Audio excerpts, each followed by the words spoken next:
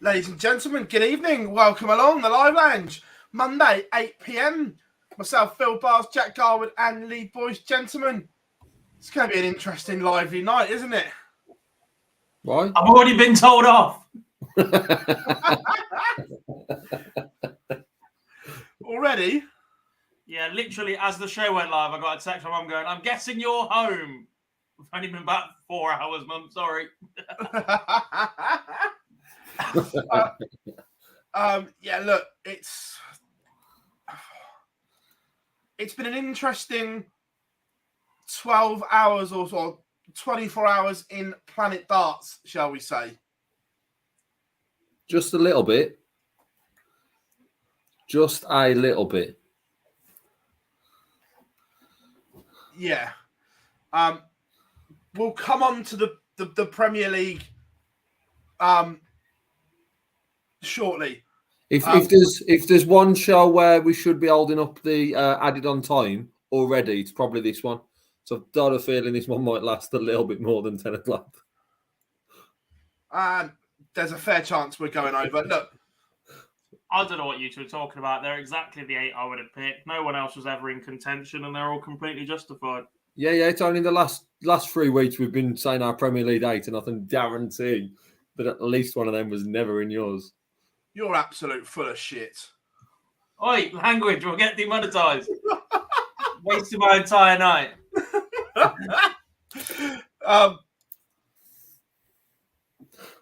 Yeah, look, we'll come on to the Premier League because that is the main talking point. However, we're going to look back at the Masters, and we have got the Ferret himself coming on the show as well. But yeah, look, it's interesting. Have the PDC got it right or wrong? Time will tell. If PDC got it right, we wouldn't be predicting extra time already, would we? Loads in the chat room. Matty is in G Adventures. How are we all doing? Joe is in. Alex, Bill, Big Johnny's been waiting all day for this. I think. Just probably going to, yeah, look, Pete, you're not the only one. That is for sure. Weekly Darts Cast is in. How are we all doing? Yeah, right. Let's go to the Masters, first of all. Or are we now calling it the Premier League qualifier?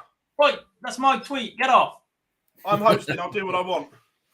Well, I got more views than that did. If you saying that line gets us 28,000 views, then carry on.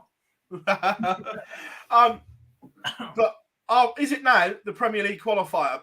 Or, interestingly, if you haven't yet, I don't often plug them. Matt Porter's done an interview on the PDC site. I don't think we're going to have the Masters debate ever again. I haven't seen it. You could have pre-warned me to go and watch that. I'm not going to lie. I don't think this time next year we'll know the Premier League lineup before the Masters, I think. I'm not convinced by anything they say, to be honest, at the minute. In the nicest way possible. If there is a nice way to say that, Torrent. Yeah, look, I think they know they fucked up. Will you watch your language? But I'm going to hold it. I'll hold it till we move on to the Premier League. Otherwise, we will never talk about the Masters. Yeah. Evening, Andrew. Hope we are all good.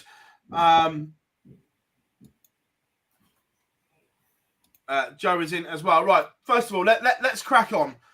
The Masters chat room as well. First impressions, good or bad, as a tournament. For me personally, generally very good. Like I said, on previous years, it's sort of the warm up for the action to get back underway in the calendar to start them for the year. But because we've already had that with World Series events, I actually think I was looking forward to the Masters a little bit more. I thought quality would be higher than what it probably normally is. It's just that be the shadow over the event this year because of no announcement at all. And normally it's just that one place. that probably was the negative for it. Well, generally, I think it was a good weekend. For you, Gob? I've never really been a fan of this event, ever. Having it play out for one Premier League pick in the past has almost made this relevant. But like Boy said, the fact there was 4 looming over this one just made it tougher to watch. I think the atmosphere was okay. I think the addition of 2 World Series events before this again negates the impact of the Masters. The Masters always the return to PDC darts and the start of the calendar, and basically 2 other regions of line the PDC's pockets for that right to decide. It's like when Australia always used to open the F1 calendar. It was always Australia, and now Bahrain or whoever else have forked out shed loads more for the first one to be there instead. That's what the 2 Premier League picks felt like. The 2 World Series felt like earlier in the week. Look, there are things to be excited about for the rest of this season. The top 4 all seem to be carrying a relatively decent level of form. Rob Cross's return to form is good. We've still got the openness of the fact that world number 21 can go and win this event. You had the likes of Dirk go deep, and there are still things to be excited about for the rest of the year. However, as a tournament on the whole, it's just a bit meh, isn't it? It doesn't mean anything. If I'm being honest, I was underwhelmed. It didn't do it for me. There was just something missing. I don't know what, but it just didn't have that spark for me. There are some talking points from the opening round. I'm going to bring this comment back in. We are going to play a clip from him shortly. He definitely was last chance saloon trying to do something. So was everyone else. Yeah. No, I'm not just saying it. It was just because it was coming in there. But yeah, he was definitely. I'll tell you what though. Forget Chris Dobey winning it for a minute. The whole highlight for the weekend, for me, was a certain Scotsman. Oh my God. It's only January, and how good did Gary Anderson look? He normally peaks for the Worlds, not after it. Unreal. The problem is he didn't win. Like, he looked magnificent in losing, and that's an issue. He needs to start winning games again. Yeah, he does, but the fact he looked like he wanted to be there, the action was good, and he didn't say that he wasn't not going to play in some Euro Tours this year. He was asked, and he said, I'm going to play in more than I ever have. It's that fire in the belly that seems to be back, and I know, especially from us three, it's that hope that's probably killed us with Gary Anderson the past year or two in that we expect things to come back. It's probably the first sign where he's played good over all the games across the weekend that we've seen for a while, or over tournaments, even though obviously he got knocked out. And probably for the year, I don't think it's the worst thing that Gary Anderson lost in that manner, because hopefully that will fire him up to want to prove to the rest of the world that even when he's sitting at world number 22, he's going to upset a few of the players who are at the top end of the system at the moment. Oh, completely. No doubt there whatsoever that as a seed, you're going to run into Gary Anderson in rounds 1 or 2 is not a nice prospect from what we saw this weekend. Yeah, add to that the qualifiers. If you're getting Gary Anderson in the Euro Tour qualifier, that is because Gary Anderson wants to be there. There's no other reason why he would turn up. He's turned up because he wants to be there and he wants to qualify. He's not the player you want to see in the first round. I know we spoke about some really shocking UK Open first round draws. Just imagine the qualifiers for the Euro Tours when Anderson turns up. Yeah. How are we doing? Laura and the O'Shea clan are in. But yeah, going back, look, even in round 1, Premier League hopefuls at the time fell. Nathan Aspinall losing in round 1. Does that make a difference? Joe Cullen. at the time, they were still Premier League hopefuls. Joe Cullen losing in round one. Was he? Dimitri van den Berg losing in round one. At this point, we're thinking, hang on, is there a decision to make? We'll come on to that, obviously, with what we now know. But Friday night, there's some people sweating. No. It just wasn't, was there? Well, yeah, one, because he's been left out. Oh, yeah, maybe. But the other two, maybe not, when you're running around the venue doing whatever. Yeah, look. Don't know. Next. Second round, the seeds come in. Michael Smith got the better of Ross Smith. And again, like the others, maybe just the pressure of knowing he probably has to win to get in, played on Ross Smith because he didn't score anywhere near as we've seen from him. The 180s weren't there. Yeah, and there's probably that little bit of an element of extra pressure that he'd applied on himself or applied on to him by the management team who were getting him to do all these throwing shirts in the crowd and different sort of animations that a lot of these players need to just get up there and focus on their game. And we've seen it work well for some more than others, especially with the announcement today. For Ross Smith, he's a major TV title winner. He just needs to focus on back on that board, and he's someone who can definitely progress further up the rankings. I know it's not worked out for the Premier League for him, but from a rankings perspective, he can certainly shoot up. There's the Dames there. Just seemed to put a little bit too much on himself as there was an opportunity to beat Michael Smith. Yeah, look, Danny Noppert beating Stephen Bunting. That was a decent game, to be fair. Danny Noppert showed some stones in that game to come back. Gerwyn Price losing 10-8 to Dirk van Dijvenbode. Look, Gezi was absolutely dying. We saw him in the venue. I was amazed he played that well, and it genuinely was touch and go whether he played at the Masters. He turned up. He's given it a go. So, look, you can't really say a lot more than that. He's done all he can. He was playing for his Premier League place, I think. I'm joking. No, but he did then say home for the foreseeable. Well, that foreseeable should be Belfast on Wednesday for the media day, which would mean travelling Tuesday. So home for the foreseeable would be 48 hours maximum. Is there a chance he's not there at the first day? I think he'll be there. Purely because it's the first one. If this was any other Premier League week, I'd be concerned that he wasn't going to be there. And I don't disagree with that. And just seeing him up close, you hear players that say, I was ill and stuff like that, but genuinely, he was not in a good way. But for that one.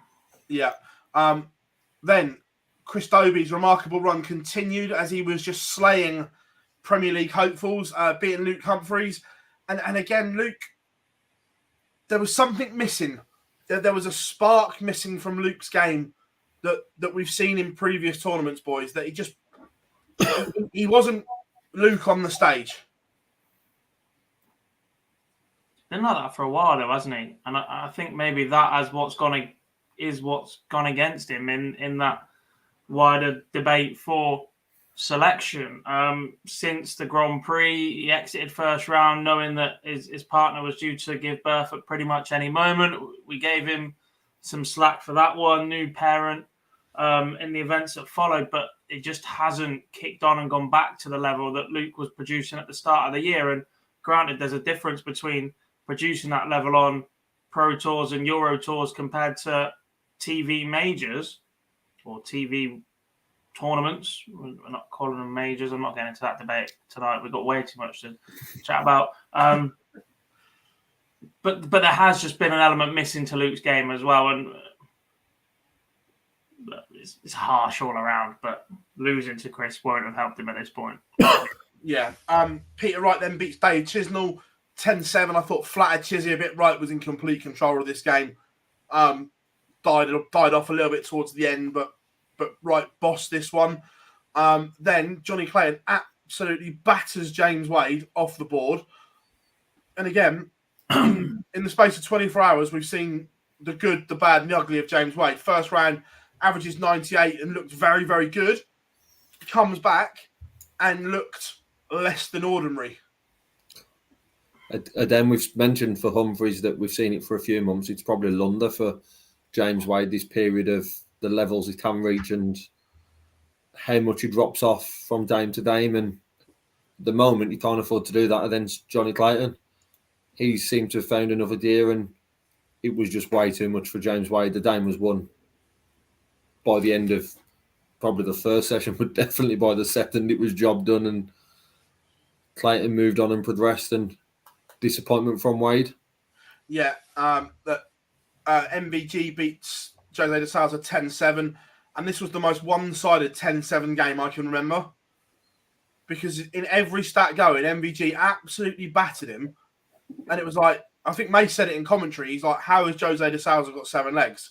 But look, fair play to Jose, he dug in and made life difficult for MVG, but 104 was enough. And then, even though we're only in January, boys, this is going to take some beating for televised game of the season.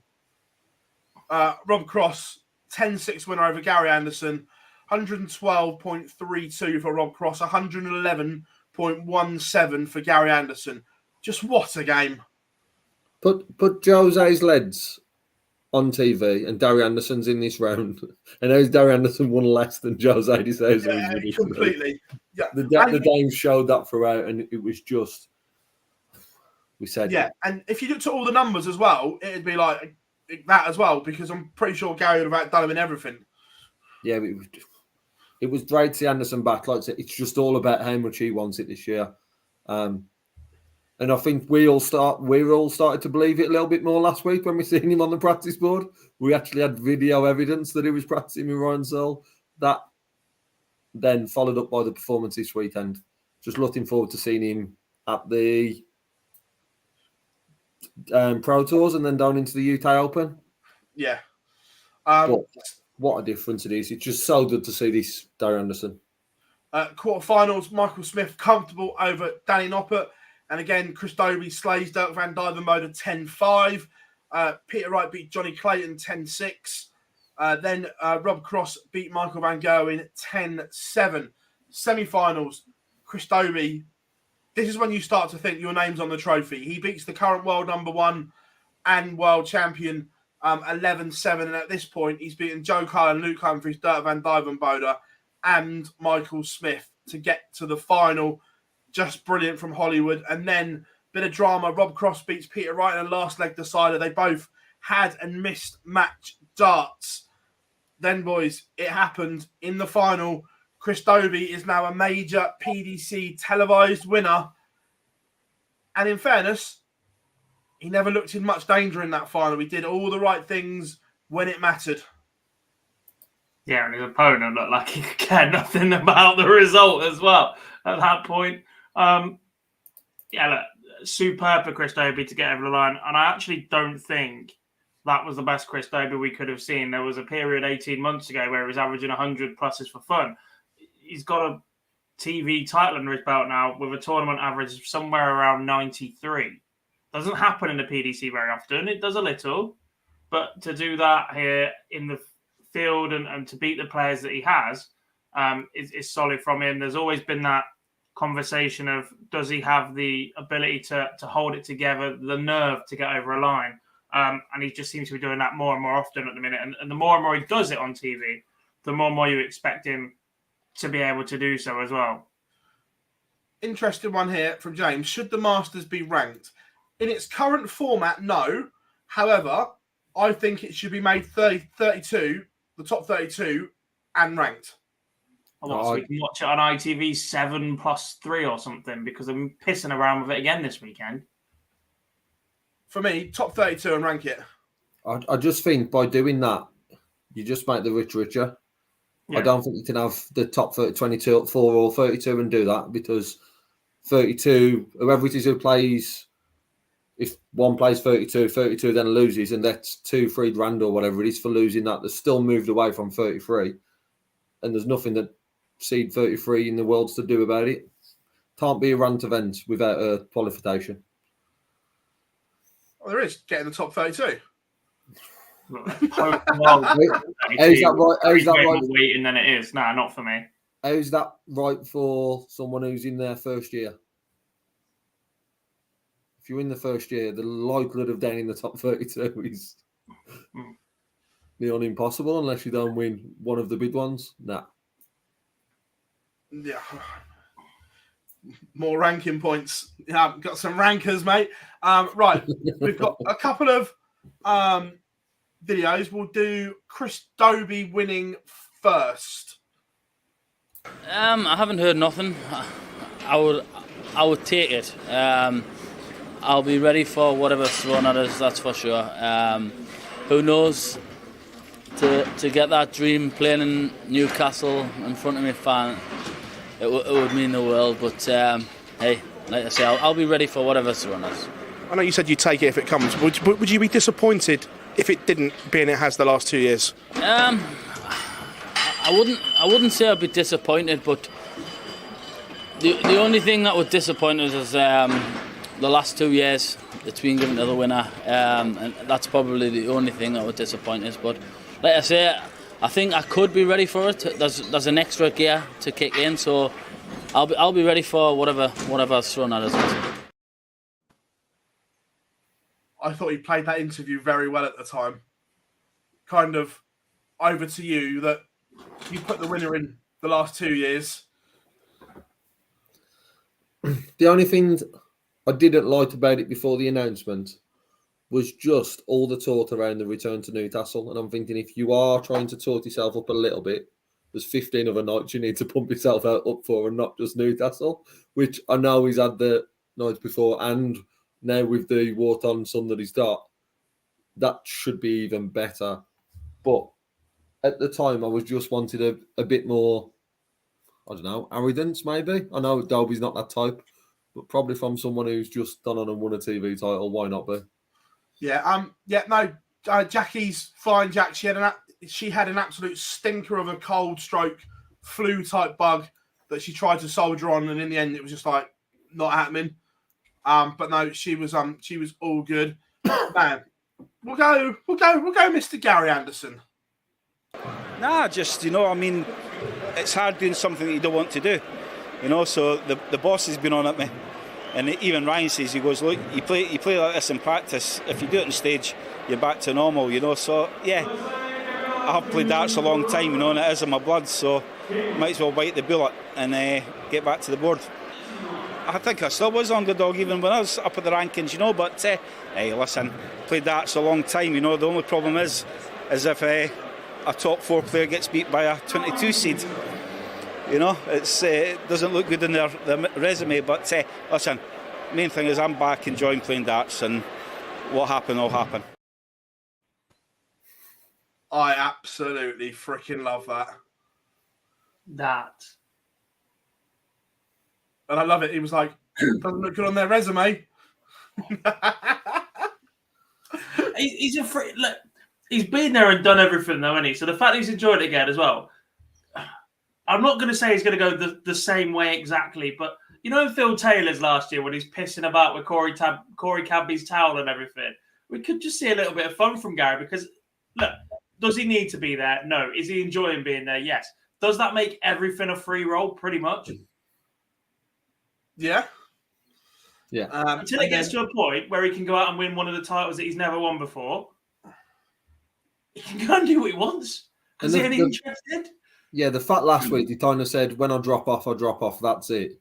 It's sort of like, well, when I do drop off, that is it. However, for now, I'm just going to go and enjoy myself and enjoy being back, enjoying darts then. Because it seems like he hasn't for a while.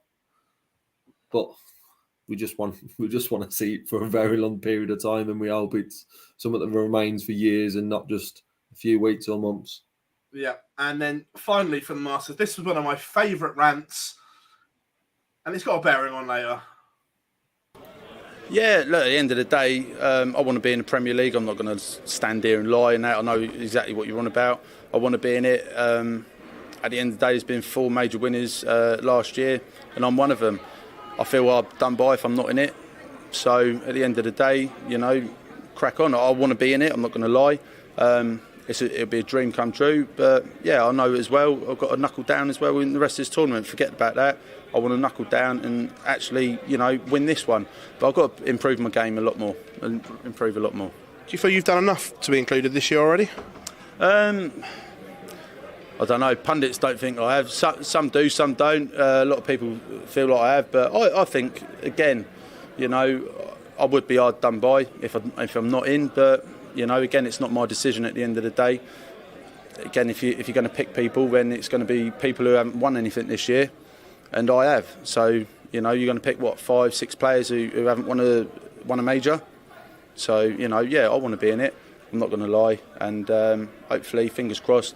But I know I've got to produce more in the next game, and so on and so on. So, again, it's out of my hands. I can only do my best up there. I think he wants to be in the Premier League. Rightly so as well. And look, I kicked off about this at the time last year, and I'm going to kick off about it when we have this discussion later and everything else that comes with it. There is absolutely no way on this earth you can sit there and tell me the unranked Masters is worth more than the European Championships. You just can't.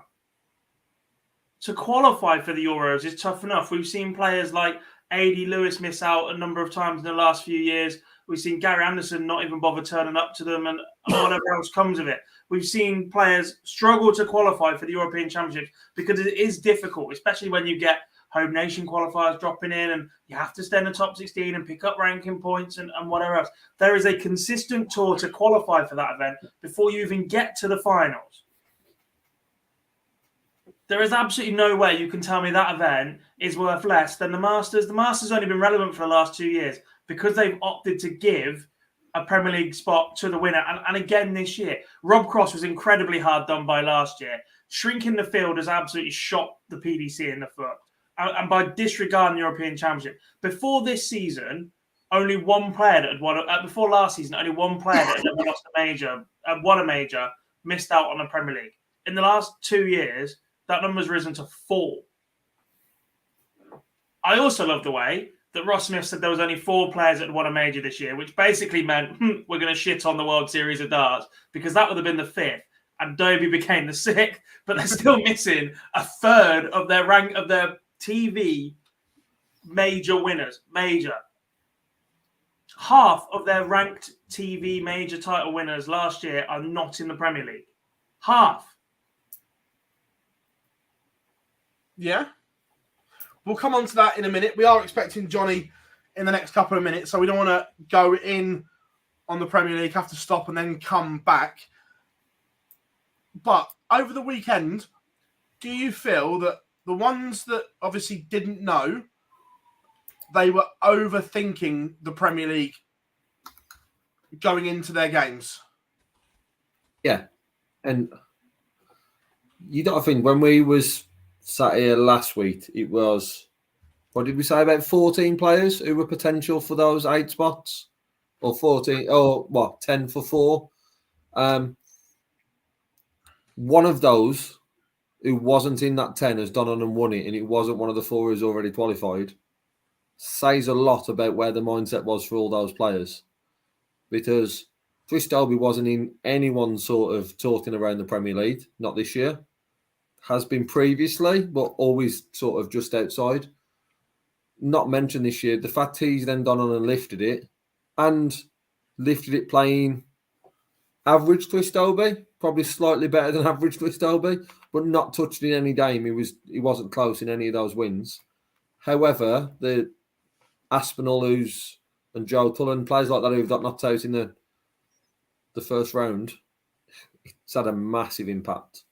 And more so that it's like it says, not 1 spot, it was 4. With no criteria of what that was going to be, has had a huge impact, I think, this weekend.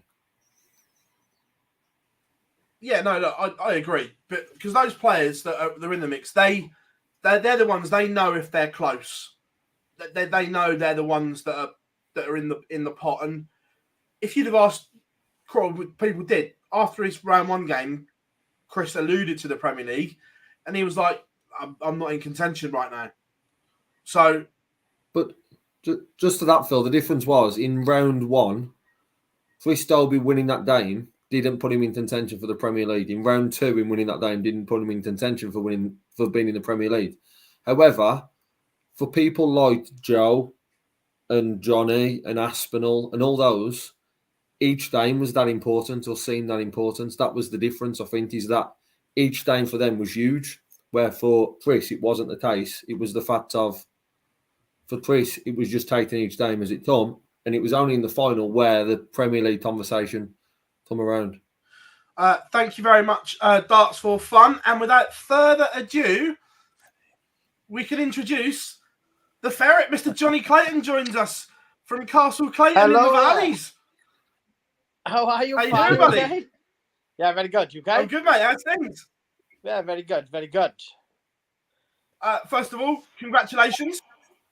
Thank you very much. Was it a nervous wait over the weekend? You got to be honest, I didn't think I was in, but that phone call this morning was brilliant. So yeah, it was a very nervous weekend waiting for that phone call. So you only found out this morning? Yes. Oh, that was a dodgy night's sleep, isn't it? Well, honest truth, I didn't think I was in, so I kind of not thought about it. But when that phone call came from Jason first thing this morning, yeah, that was a good phone call. That's one of the best I've had for a long time. I I'd know. have missed it. That announcement went out at 10:30. There was absolutely no way I was awake for that phone call. I know you spoke about it, Johnny, at the weekend. How bad was the practice room at the weekend? Because there was a group of that you obviously all knew that you were in contention. And how badly was it playing on not just you, but all the players' minds, knowing that there were spots up for grabs? Yeah, obviously there's a lot of pressure, and all the players obviously after seeing I think the week before after the Copenhagen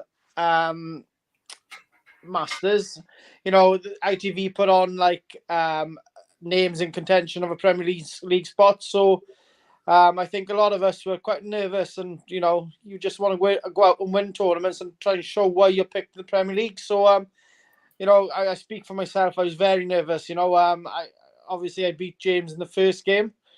You know, and I just wanted to carry on and try and win that to prove to people that, you know, I was good enough. But you know, Peter beat me in the end, and I just thought, that's it. I've lost my chance. As a player, would you prefer the announcement to be after the World Championships like it used to be, or letting the Masters have a part in it?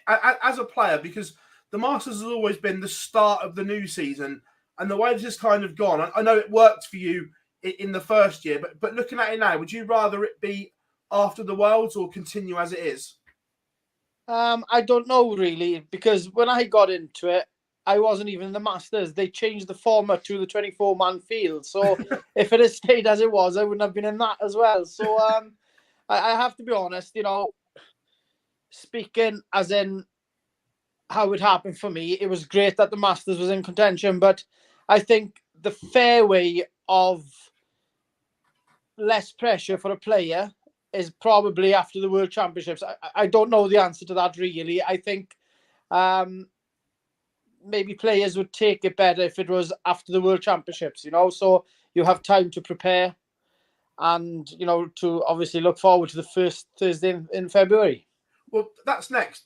You've obviously told us you only found out this morning, and I'm guessing you're booked on a plane the same as me to Belfast tomorrow. That's a tight turnaround to get things in order. Yeah, it is. You know, no time like the present, isn't there? Do you know what I mean? It's just get packing and get going again. So, yeah, listen, we've all wanted to be in the Premier League. So, you know, I'm lucky enough to have been chosen, and, you know, my case was, you know, basically packed, ready to go if I had the call, and lucky enough I did. Has your case ever not been packed, Johnny? Your schedule last year was ridiculous.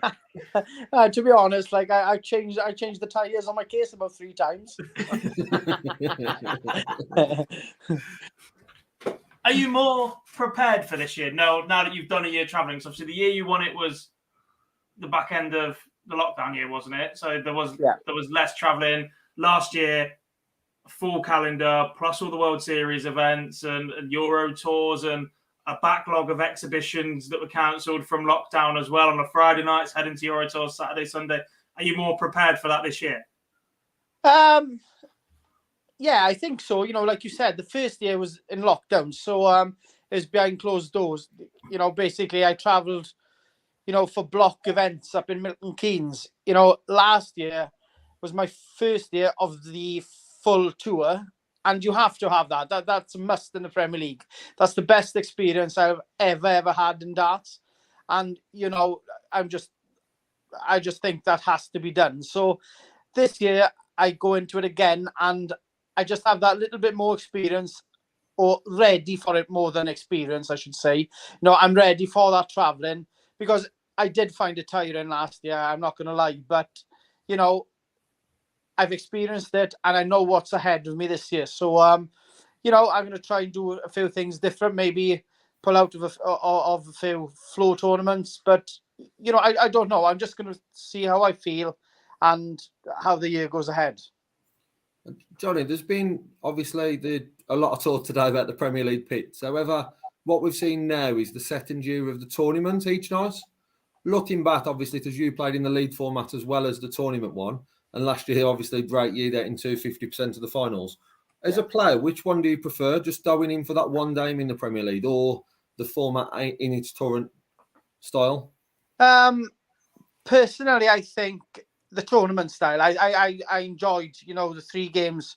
If you got to the final, obviously, the 3 games a night. You know, I quite enjoyed that. I have to be honest. Like I just found with the 7 legs, it was kind of different, but it was as if your night was done early, kind of thing. You know, if you lost 7-0, you know, it was like half an hour, ta-da, see you next week, kind of thing. You know, but I think I do prefer, you know, the tournament format.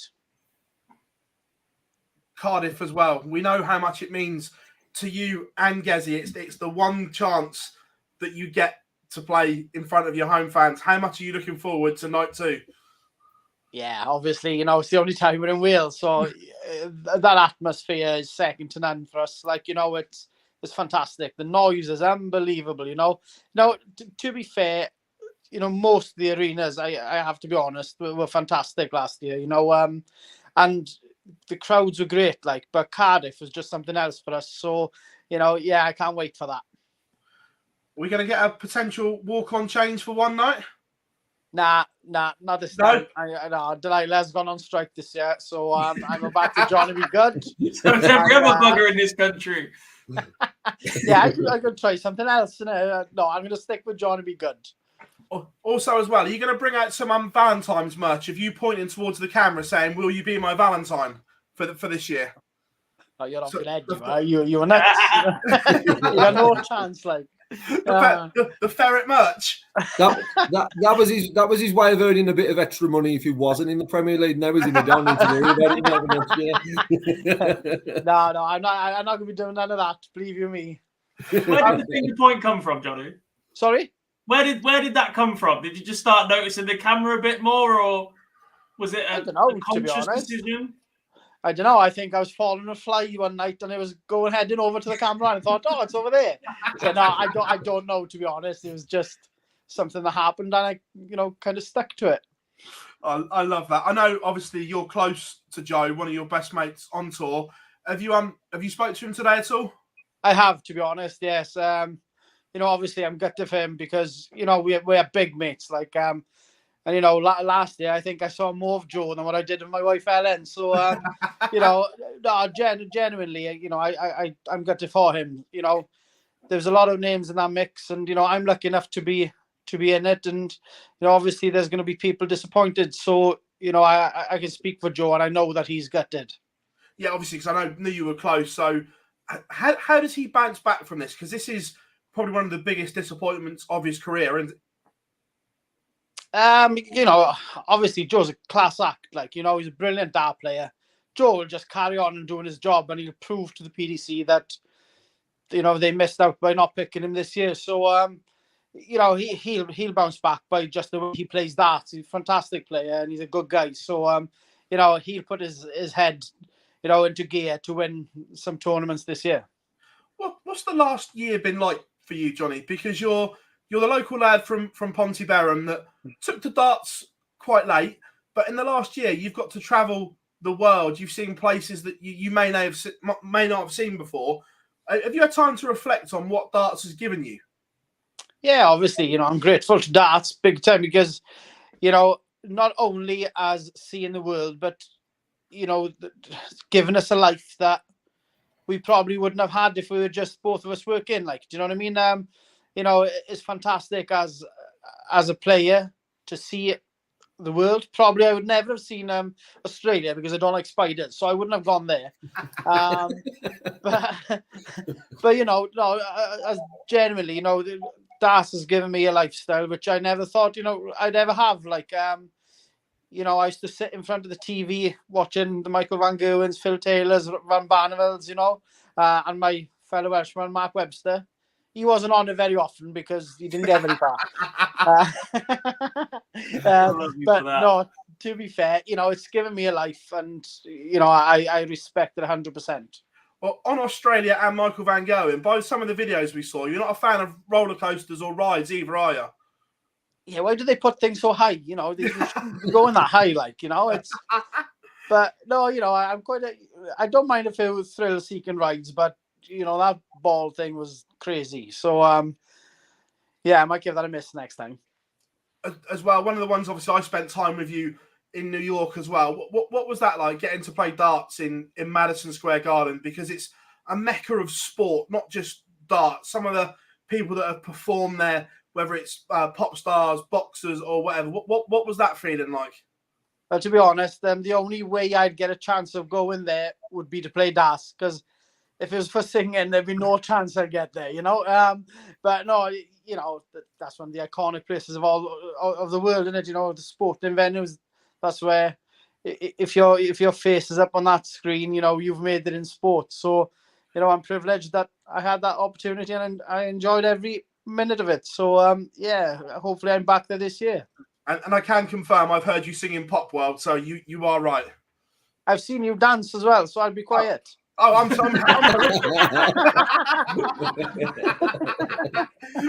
it was a great night out in Cardiff, wasn't it? Yeah, it was a good night. Fair play, fair play. Next time you'll have to start buying the drinks, Phil. That's the only thing. Yeah, that never happens, Johnny. Never happens. You might get the Wagamamas in the press room, but I've never seen him buy a drink. No, I've never seen him as well, to be honest with you, pal. So, yeah, maybe it'll change this year.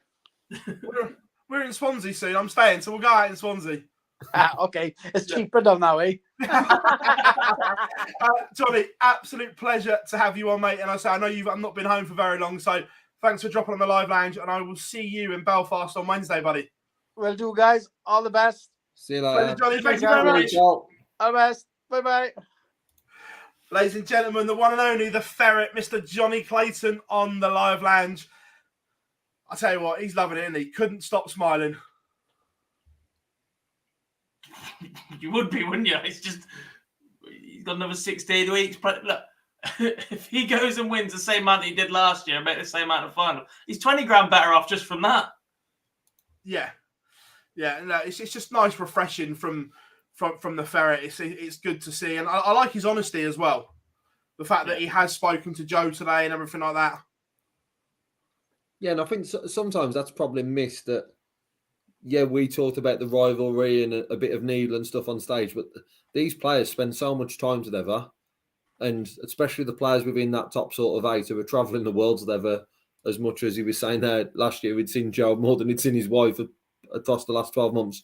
It just shows, you know, how close they are, and as much as there's that rivalry to go and winning to be the best in the world, the majority of them still get on very well. Yeah, absolutely. Right. Matt Timefield put his phone book to good use, by the way.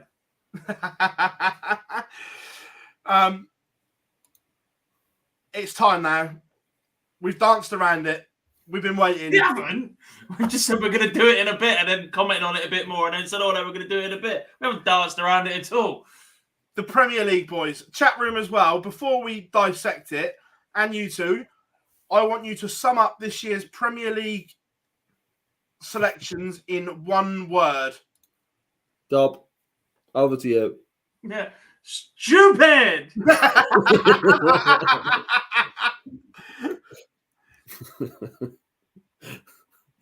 I can't disagree with him. You know I like to disagree with Dob, but I can't disagree with him this week on that.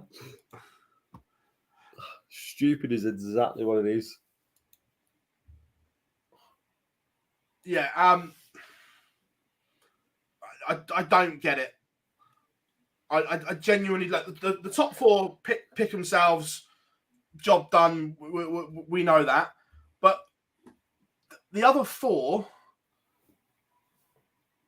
I just don't get the logic of the picks compared to who they've left out for them. I guess there's normally some theory behind who they've picked or where they've done for it, whether it's competition winners, whether it tends to be around when it was 10, 9 of your 10 plus someone who had won a TV tournament who's just outside, or a fan favourite in a Barney. And this probably is the one where I'm struggling to understand how they've come to the decision of that 8. So I think everyone on social media has argued about a certain player missing out, or a certain player who's in who shouldn't be in, or they don't want to see. The one thing I sort of mentioned earlier was the 8 that was picked. I don't know anyone who would have picked that 8 this morning, because there was a logic in there thinking. Macy's was a one yesterday where he picked everyone who'd won on a TV tournament, and I think Luke Humphries was the other one in that. Then there was one of the Littles picked on, and he had a bit of a miss, but I didn't see anyone who's had this 8, even when Derby had won the Masters.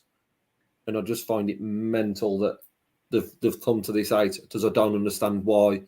I've seen clips of the interview from Matt, and for one time, I still don't understand it after watching the interview with him. And normally, I think Matt's very good at explaining why they've made certain decisions. And today, I'm struggling with that one a bit. I'm just confused. Confused is probably my word. If stupid stops, I'm just confused in the 8. Yeah, look. First of all, congratulations to everyone that has been picked. It's not down to the players, like Chris said last night. Chris last night genuinely didn't know if he was in or out.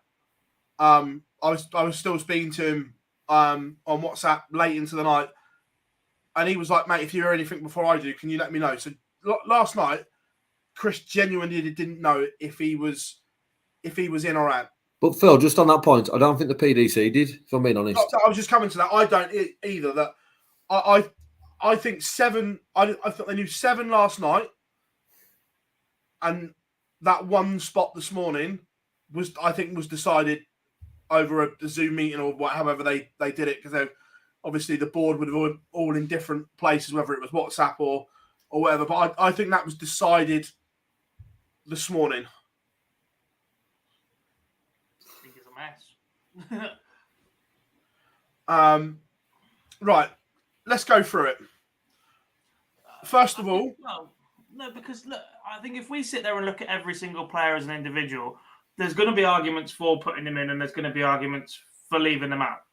And it's just whatever combination you come to at the end of that. You've got the player that was a winner on this 2 years ago and won the league phase last year. Only one of 3 players have done that. You've got last year's beaten finalist, a millimetre away.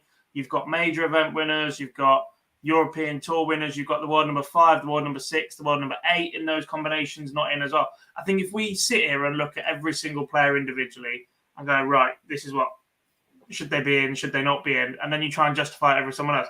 We're just going to get ourselves in a muddle. I'm not going to go for each one individually. My point was, we've got no world number 5, no world number 6, no world number 8. And with the world number 8 and Ross Smith, 2 televised title winners. Ranked title winners over players that have not won anything. I sort of get the rant and unrant argument, Dob. However, we knew that the Masters winner was always going to be in. We didn't though, because even as felt like- Darren Friday I said, look, we have I said various it was last conversations and we see various different things, and we know that some of these players were told well in advance of this morning that they were in. I said last week whoever wins the Masters would be in. Because they've set that precedent. That was one thing they had to make sure because of leaving it this late. I don't know how you could have had a Masters winner after delaying the decision till after it and not put them in the Premier League. That would have probably looked worse than any other decision that they've made today. Well, I think it was close. I think it was close to the happening. But I think they saw the light on that one and realised that they had to put that in. Otherwise, how would they have justified, if they would have then justified the decision around leaving it till the Masters, because then nothing would have been decided by this weekend, so why not tell them 4 weeks ago? I don't think they can, and that's their issue. The same way that we thought that Clemens was in consideration, I think there might have been a realisation that the amount of money they could have negotiated for a TV deal wasn't enough for them to completely sell their soul, to just basically admit that places could be bought by broadcasters, which is how that one would have gone down.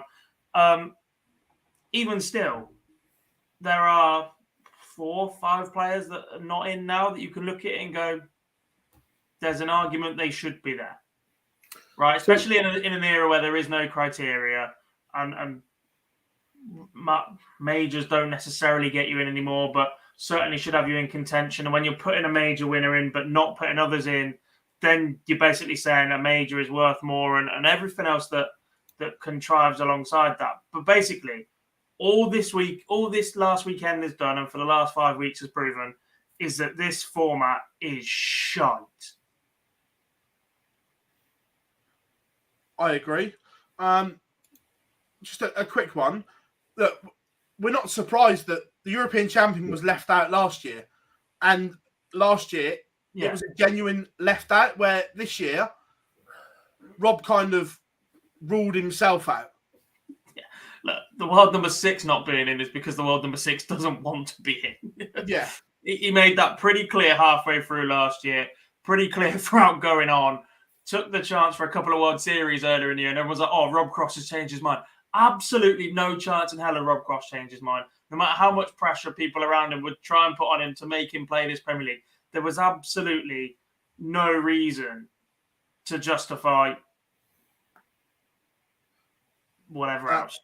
Matthew is in, and I agree with this as well, that the Masters is the first tournament of the new season.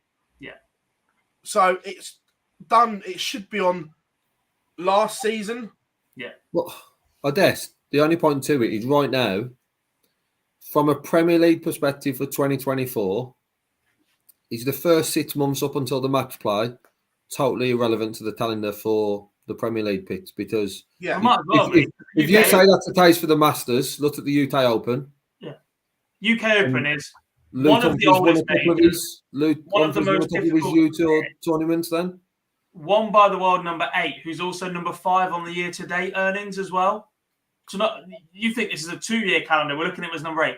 In 1 year, in the last year, he has earned the 5th most amount of money on tour. And he doesn't play World Series because they don't think he's good enough to be in there or brings in enough. And the more and more I sit and see this, the more and more I'm not sold on this, because the fans at home don't care for the matchups being the same week in, week out.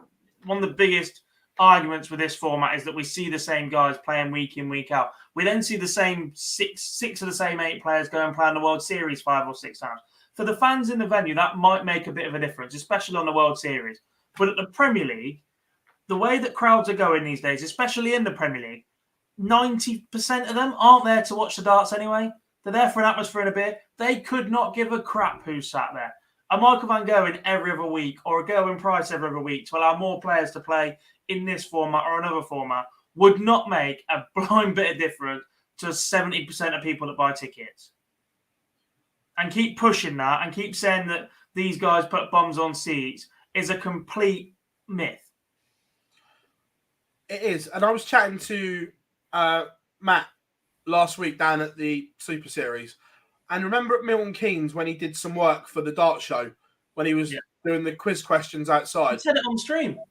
He said it when Yeah. he come on last week. Yeah, that people didn't know who players were. They were just going for a night on the piss.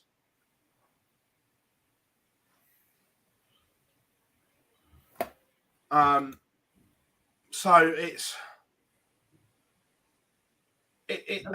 look, the calendar needs addressing, like you say, Boise, because effectively from January to July means nothing. Yeah. I don't think there's anything in there that would mean a Premier League pit other than the match play. I do think if you won the match play, you'd be in. I personally think that because of the tournament it is. It depends. But I think anything up until anything up until that wouldn't matter one little bit. I think the first 6 months have no grounds for a Premier League pit unless it's in favour of what the PDC want to do to advertise that player who's made it. Unless you're perceived to have an element of entertainment factor alongside playing darts, the first 6 months mean jack shit. Yeah. Out of the 4 picks, which is the most surprising for you in terms of what they've done and everything like that? When you look at it, what's the one that you go, how? I don't understand. Vandenberg. Yeah, I'm with you. A lot of the year did absolutely bugger all, especially after his change of manufacturer. Look, won back-to-back World Series events, which is not an easy gimmick, especially as one of them was in an absolute bear pit in Amsterdam, I think it was. I was there. To win in that environment, fair play to him, right? But the World Series and the Premier League is about entertainment, and dancing at the start doesn't make the next 15 legs any more watchable. I just don't think he's watchable on the hockey. I'm undecided between him and Aspinall. More on the basis that I understand that Nave's come back from injury. I want to see him in the Premier League because I like watching Nave Aspinall play. But from a pitch, he's got 2 TV finals. However, we're talking about players who've done on and won it and have not been picked. So that surprises me just as much as probably Dimmy does. I guess the argument with Johnny is Johnny's in and how well he did in the Premier League, but then our Premier League runner-up isn't in. So is the 16 weeks more important than actually the Premier League finals night, which is all the build-up to? It's just probably Dimmy and Asper are the 2 that I'm more 50-50 on, who I was surprised we've seen in there. No, to be honest, they're the 2 that knew before anybody else. Yeah. Yeah. Look, the bit I can't get my head around is the 4 that have been selected, like you say. And look, we've seen from Joe Cullen's Instagram, he's absolutely devastated. And he was a millimetre from winning the Premier League. A millimetre. To be fair, Jose made a final as well, and they left him out the year after, which, again, is sort of a precedent. When they've done it once, they could do it again. There's an argument over who adds more commercial viability to the performances, who's better to watch. Jose broke the record for 180s in the campaign as well, by the way. Was beaten in the final pretty convincingly, but was just solidly good throughout his campaign. I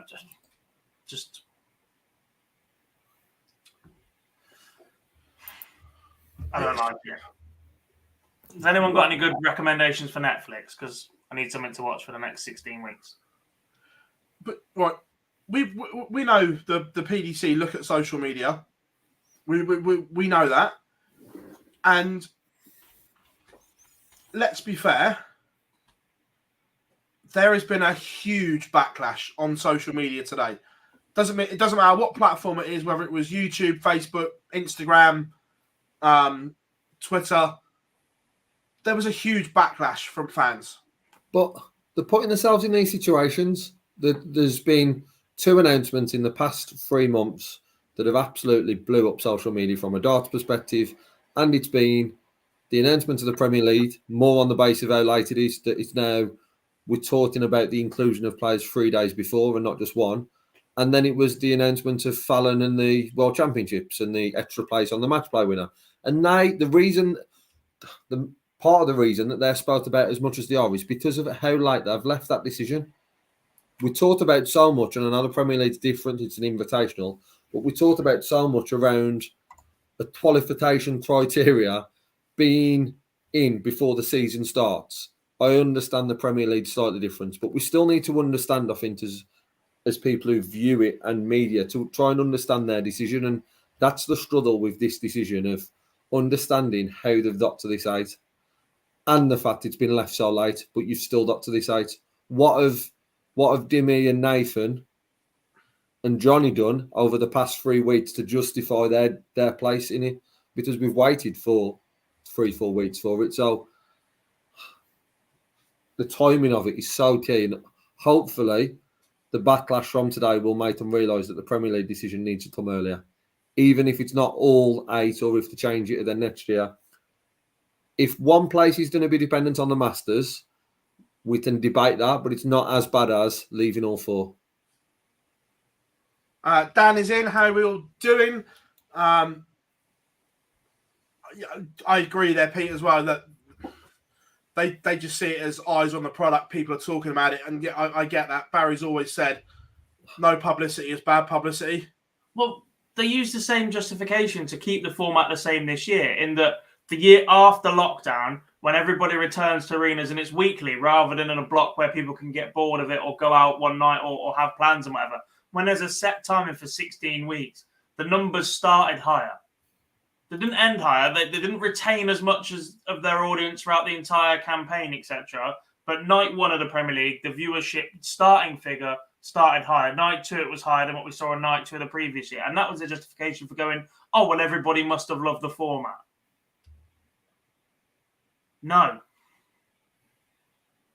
The fans in the venue loved it, or from what we can gather, the darts fans in the venue loved it. Everybody else didn't have a bloody clue what was going on anyway, because they were too busy fighting or getting pissed up. And I would assume in most other sports where you've got a end goal, which is Premier League finals night, the viewing, i.e. the Premier League, for example, Football Premier League, come March, April, the viewing figures on them games are bigger than what they are in October, September, that sort of time, because you're building up to that finale. Yeah. So the fact that darts declined in that back end of the Premier League shows that there's something not right around that format. And what a time to introduce more. We've got so many who we're talking about here. I mean, there's probably 5 players who could argue that they're in, 5 or 6 players around that mark. I know we had a bigger number last week, but that was dependent on a good Masters run or winning the Masters.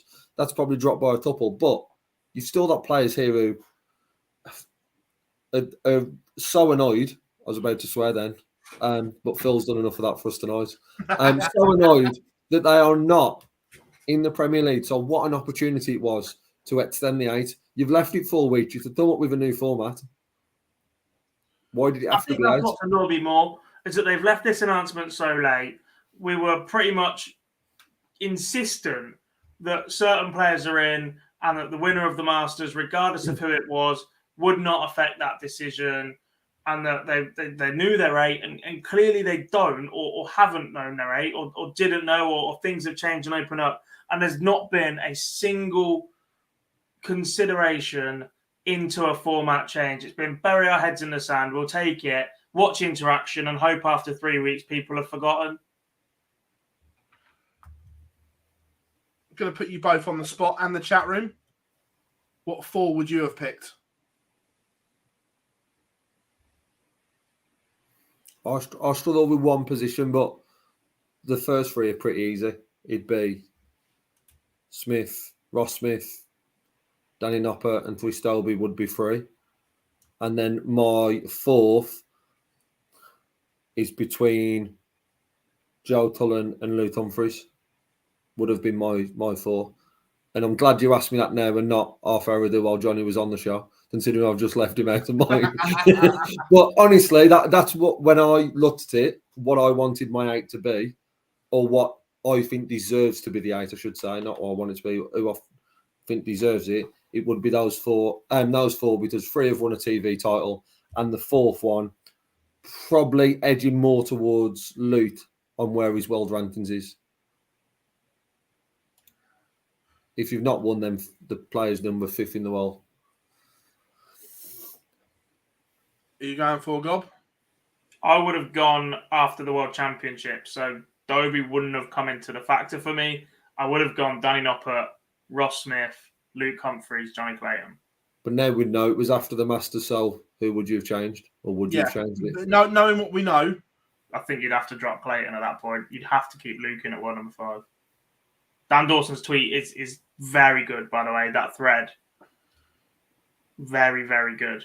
Where he basically says you play 4 of the top 8, your 8 play every other week or whatever, and then there's another 16 or 20 players that get 2 weeks or 4 weeks each out of the 16, and 4 of them drop in. And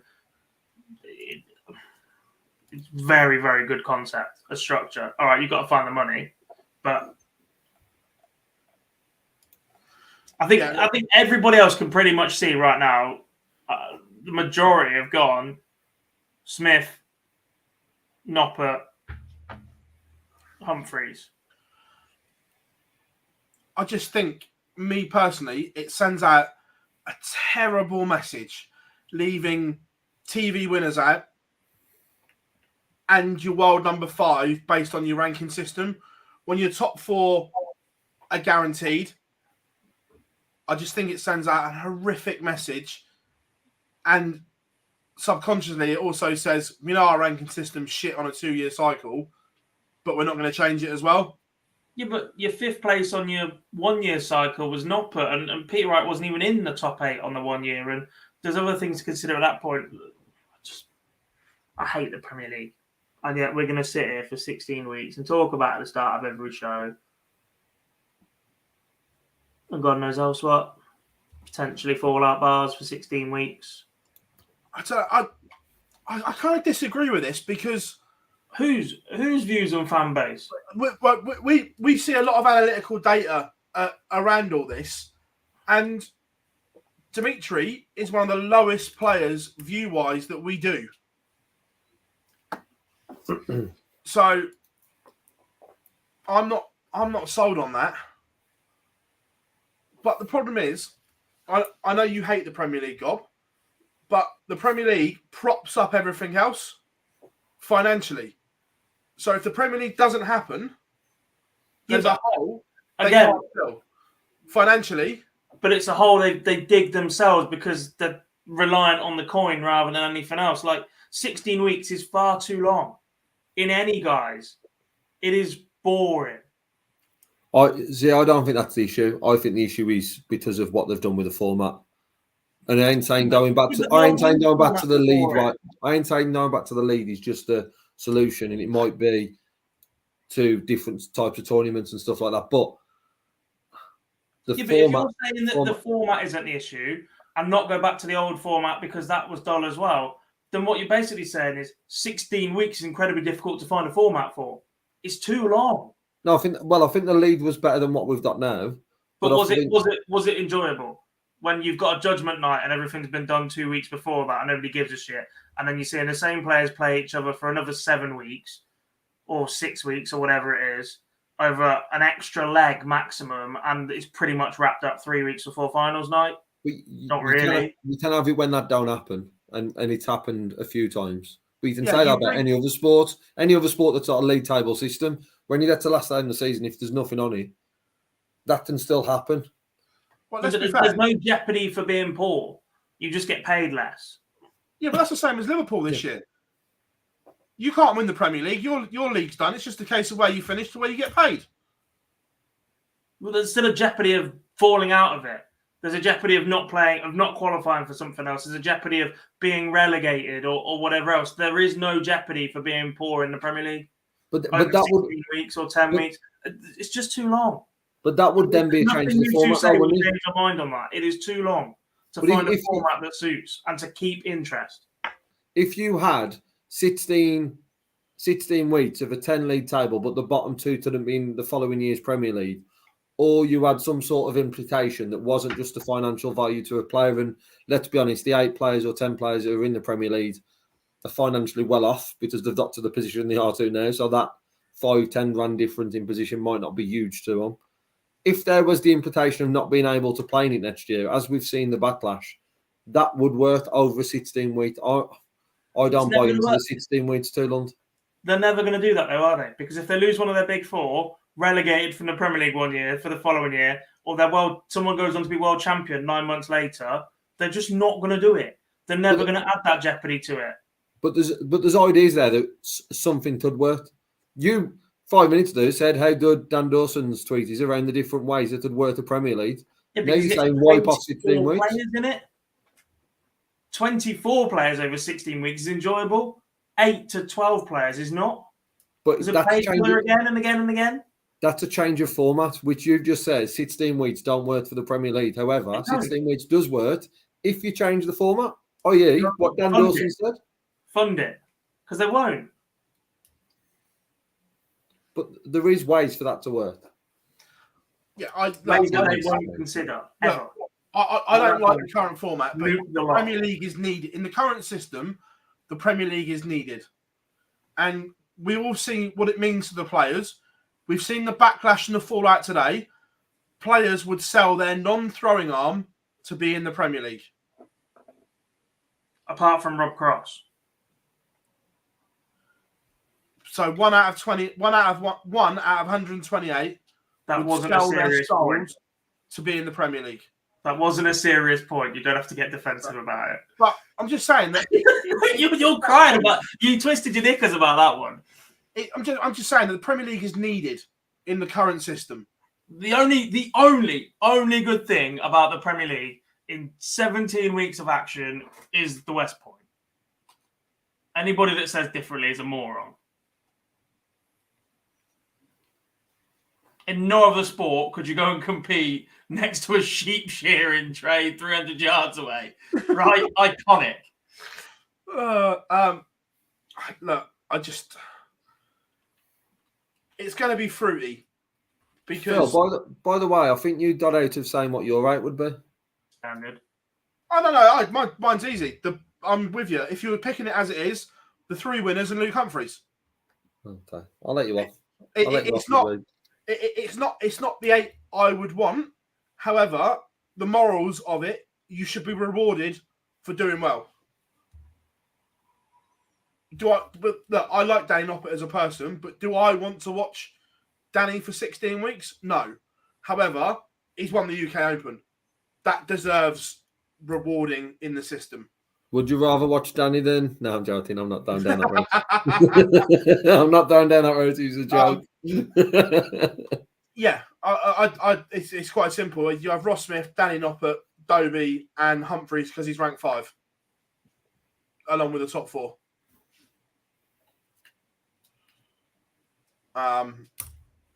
It's interesting. It's going to be an interesting couple of weeks. There's some expos coming up in March, which I can't wait for now. Look, let's be fair. Players are going to speak out over this. There's going to be a backlash. Yes, please. Don't see any other way, and I think they have to sort of get their points across. If what's been said a lot of the time is that the PDC see today's reaction as good news and not bad news, then hopefully the only people who didn't have an impact on that is the players. And I've got a feeling players will speak, as we've seen on socials today. Okay, they spoke on socials today as it is, so give them a microphone. They are going to have their say. And it's the fact that you see them liking other tweets about other players being included as well, and stuff like this. This has really hit a nerve. This selection has hit a raw nerve. From a player perspective, I really hope one of the positives to come from this is winning a TV title means more to you than even thinking about a Premier League spot moving forward. There's a lot of people who've won a title recently have done, oh, well, that should be enough for the Premier League. Actually, Just go and enjoy winning that TV title. A lot of what Twisted done last night, same with Joe, same with Johnny in the previous years, was sort of taken away. Oh, they won the Masters and it got them in the Premier League. No, let's take that for winning a TV title with the best 24 players in the world. Yeah, but the Masters is a Premier League qualifier now. The Unibet, the Kazoo Premier League qualifier. It is on an ITV. Yeah. The housewife choice is in. Jar is in the chat room. When did that start? Oh no. Around the same time as Dan Pellegrino, which but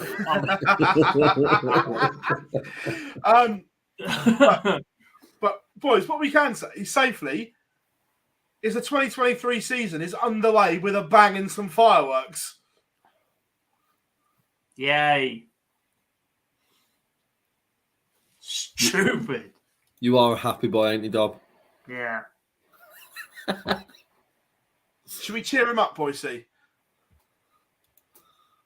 Go on then, Gob. Talk about your seniors. I think I want to go to bed, to be honest.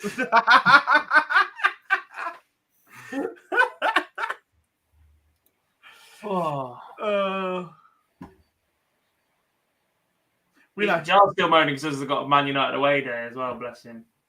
I'll tell you one thing. Jar's moaning more about the fact that Man United have done a home cup draw then, because there's more money coming out his band tomorrow morning than the Premier League tie. Isn't that right, Mr. Eaton? Pete's got a question for you, Gob. Yeah, and I've got a reply. Pete, you at the Circus Tavern next week? No, look, the seniors, the field is known. Gob, an interesting weekend in Reading? Just a bit. I'll be honest, there were times where even I was confused by how we were getting players to qualify. I know everybody was looking at me to go and tell them what was happening. We got there in the end, though. We definitely got there in the end. We've produced 8 players that have qualified for the lineup. There's some early odds out that are very, very interesting right now as well. Scott Mitchell gone in straight away as the tournament favourite. Phil Taylor up high on that. Robert Thornton at 7-1. Mason at 14s. Colin McGarry at 20s. Fancy a shot at the Chief.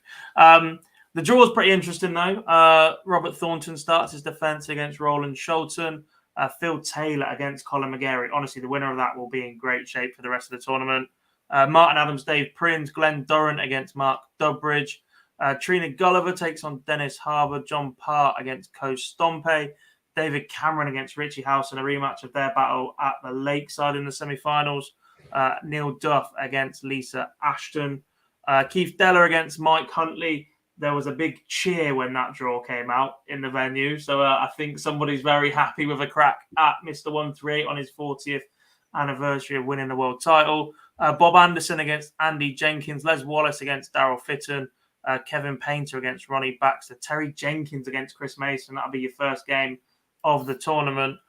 Tony O'Shea against Leonard Gates. Larry Butler against Darren Johnson. And Peter Manley against Scott Mitchell, which could see a very early clash between Thornton and Scott Mitchell as well. Just a really good draw, that, to be fair. What a way to open, Dob. What a way to open. That was my first thought when I saw who Terry Jenkins was playing. I thought, how do we want to open up this tournament? And that is pretty much how I'd like to. Yeah, it's a good, decently matched game. That the way that TJ played last year was really, really good. Mace obviously was superb at the Super Series, winning the week, going to Champions Week as well. That could be a really, really, really good game to start up on the Circus Tavern. A few early nerves between the two. But yeah, I'm really looking forward to that one. It's almost a shame that some of these games are in the place they are, to be fair. We didn't have a lot of choice in terms of getting the seeds out and tell people when they're playing, because people were asking questions and wanted to book tickets to see specific players. So Howson playing Thursday afternoon when the man would fill the Circus Tavern on his own in the evening is a little bit disappointing. But yeah, look, there are some very, very good ties. TV deal-wise, it is on the BBC digital services, so Red Button, the sport website, and iPlayer, and on BT Sport in the UK. In America, we have a pay-per-view deal. It is $5 per session or $10 for the entire weekend to just buy the package. So you might as well get that for 8 sessions. Something coming for the Netherlands in the next couple of days as well. And hopefully a few more still to be announced before the tournament. As you keep asking nicely, so can you talk about Gabriel Clemens? Semi-final at the Worlds is, of course, not enough for the PL, in my opinion. But I'm from Germany, and the whole media wanted him in the Premier League, and they thought he was going to be in for sure. He was never a for sure. I think he was talked about, and if they could have got a big enough TV deal in Germany, I think it was a goer. Yeah. But yeah. I don't think they got a big enough deal to sell their soul. We've never had that confirmed either, but the hype around Clemens at that point and the amount that both Sky and ITV were pushing the numbers and the record viewership for a darts broadcast in Germany around Gabriel Clemens just gave us that inkling that he would be considered to be in there. And at that point, what you presume will have happened is the PDC will have gone away and said to the German broadcasters, either Viaplay or Sport One or whoever else has the rights and deal, if we renegotiate the deal we currently have in place, how much more is it worth to you to have a German player in there? And we're guessing the number wasn't high enough to say, actually, okay, we'll put Clemens in at the justification of somebody else. Yeah.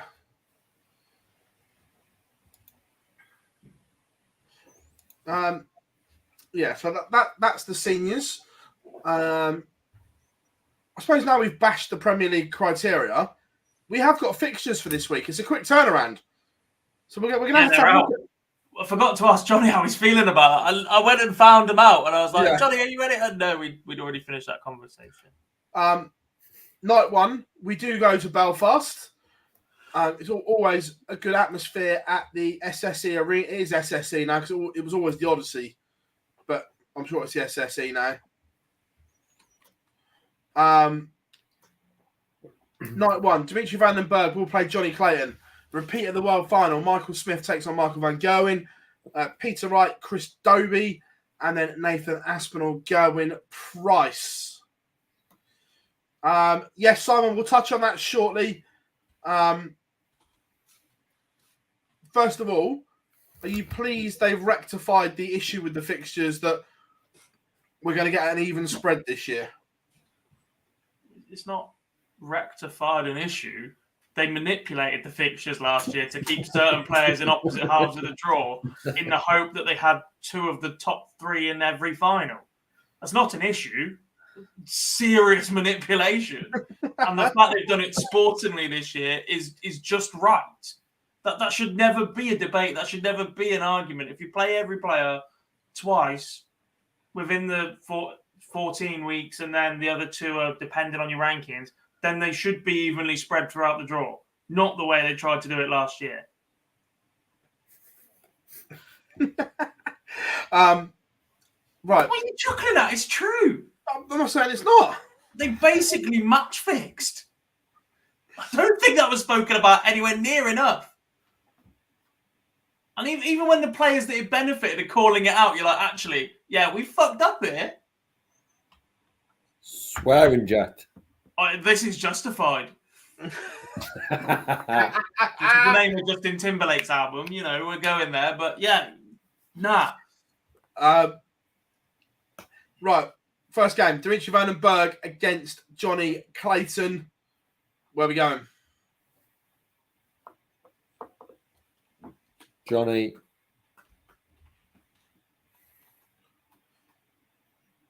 Johnny. Come on the live. Come on the live lounge. You win your next day. That's how it works, doesn't it? Dimmy's had his number. Let's be honest. In the World Championships, that match between the two was effectively a Premier League shootout at the time, or it was believed to be. And when Dimmy beat Johnny, we thought, right, that's it for Johnny's chances, and Dimmy's now got a chance to be in. since then, World Series performances and whatever else may have opened the door once again for Johnny and negatively impacted me a little bit. But yeah, I'm back in the Ferret now. I think he's in much better form, playing without the pressure. He's just found an extra gear. Yeah. Repeat of the World Final over best of 11. Smith against MVG. What you saying, chat room as well? Stinker. Revenge. Repeat. Revenge. Oh, shock. Let me guess, Bill. Have you got a Michael Van Gerwen versus Gerwin Price final tonight? No, I haven't. Steady. Peter Wright against Hollywood Chris Dobie. Peter Wright. Yeah, welcome to the Premier League, Mr. Dobie. Peter Wright. Peter Wright. Aspinall against Price. Gazzy. Asp. Asp. Silly. So you're from who you picked semi-final lineup. Who makes your final? Johnny Clayton will play Peter Wright.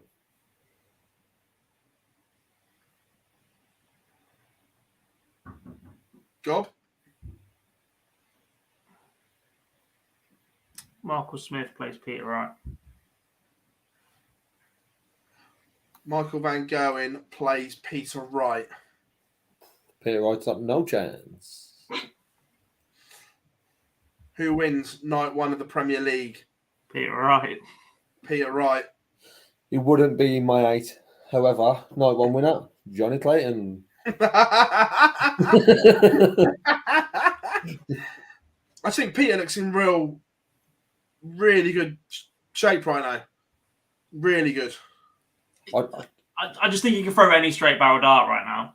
Yeah. And it still be fine. He can tinker with that. If he changes shape, I'll be concerned. But if he plays with a straight barrel for this campaign, no matter what that straight barrel looks like, I'll be very, very happy. I That's think when he rocks up with a dumpy dart, long stem, and a kite flight. which is possible. The reason for Johnny, I think the draw plays out quite well for him. I think having Dimmy first, and then how pumped up Smith and MVG are for that tie against each other, probably plays into the favour of Johnny Clayton. And let's be honest, this format, as he said himself, suits him. So, but yeah, I'm in agreement with Peter Wright, but I don't think he sticks with the same straight barrel dart throughout. It wouldn't be the right Peter Wright, would it? Let's be honest.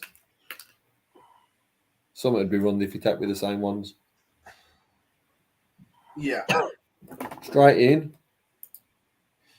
Are all the players down to win a night like last No. year?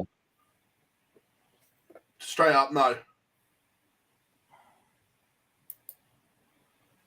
Yeah, I agree. No. Yes. I don't think. Well, out of the 8, only 5 will win a night. 6. 8. How are we doing? Anthony is in all the way over in Texas. Hope you are good, buddy. With your diplomatic head on, what was your thoughts about the 8 picked? There wasn't enough Leonard Gates. No, yeah, I think only 5 of the 8 win a night. Tell me you're from Newcastle without telling me you're from Newcastle. Dan will go first.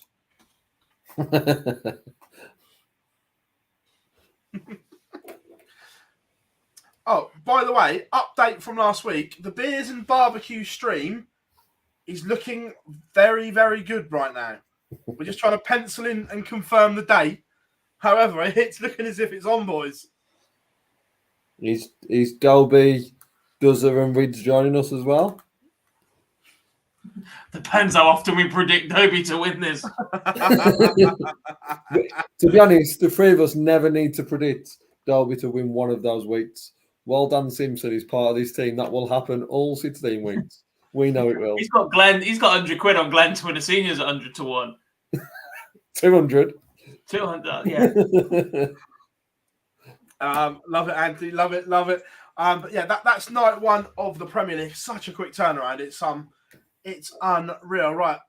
Week in darts. I didn't see any of it, but the Dutch Open happened this weekend. Did anyone catch any of it? Because obviously I was in MK, so I didn't see a lot.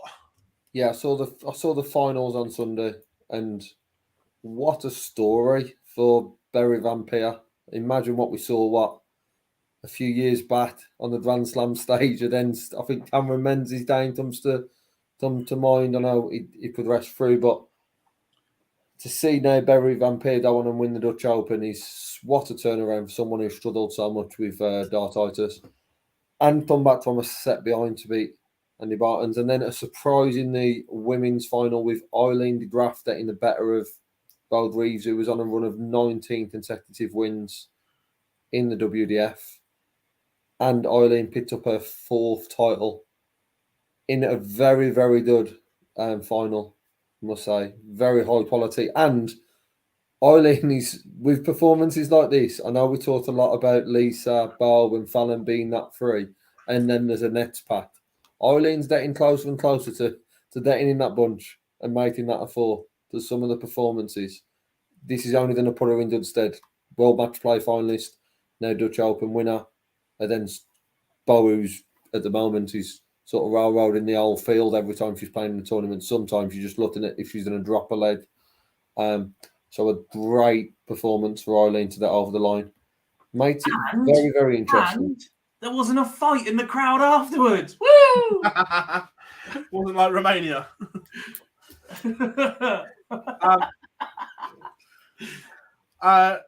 Joe, I think Crosswood would have been offered the opportunity. I don't think he takes it, but I think if he'd have won last night, the conversation would have taken place. Yeah. But I still don't think he'd have taken it.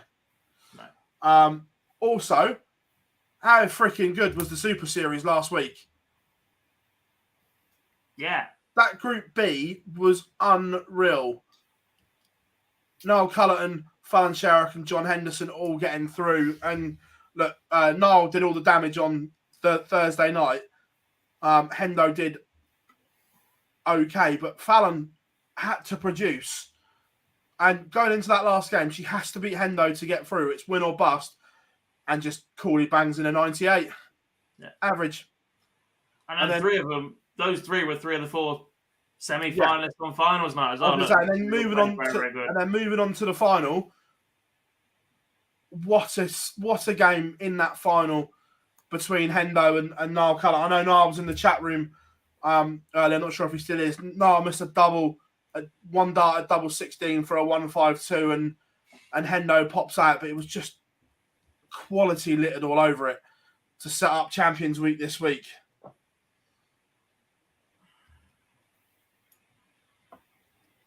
Yeah, really enjoyed it. And obviously Champions Week started today. Colin Osborne absolutely flying to start with. Not easy in a field of that quality, but solid from him.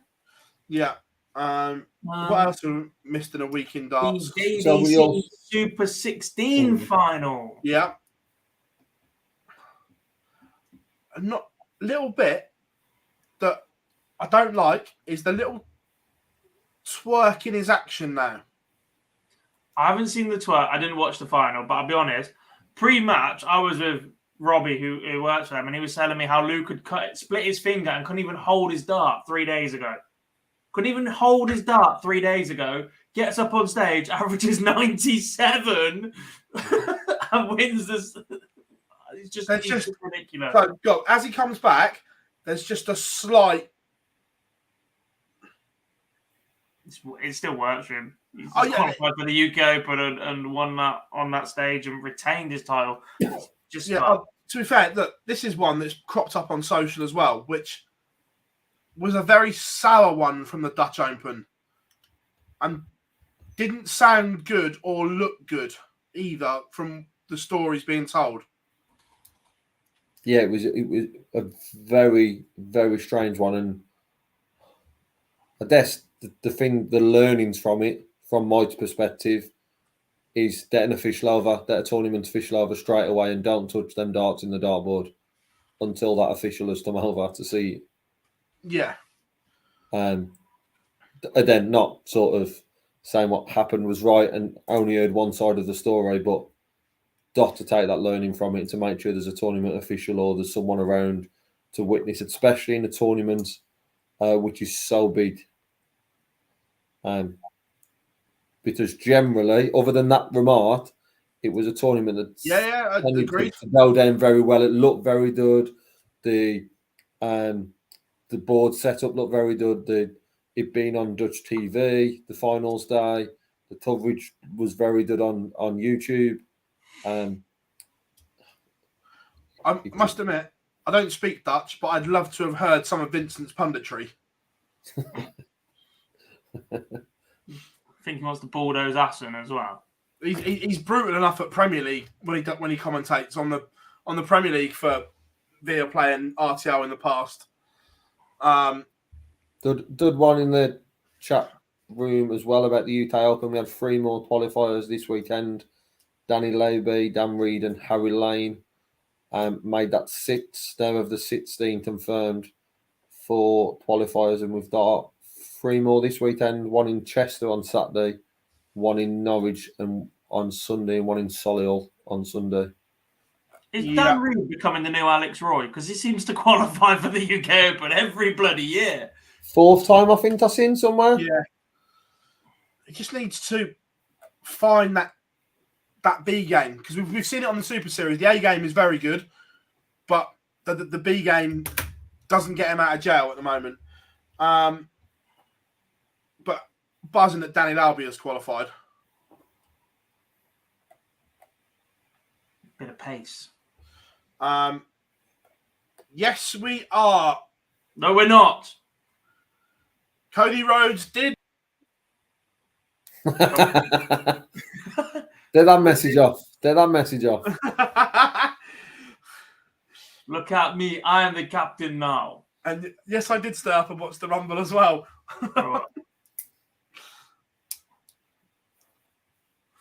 Why no qualifiers in Scotland? Because they didn't have any Riley's clubs. I don't think there's a Riley's in qualifier. I don't think there was one in the last one was in Aberdeen, and I think that's shut. So I just don't think. But I get the impression. The Nottingham one is currently closed for a refurb, right? That refurb was promised to the club before I moved here. Well, that was in September 2013.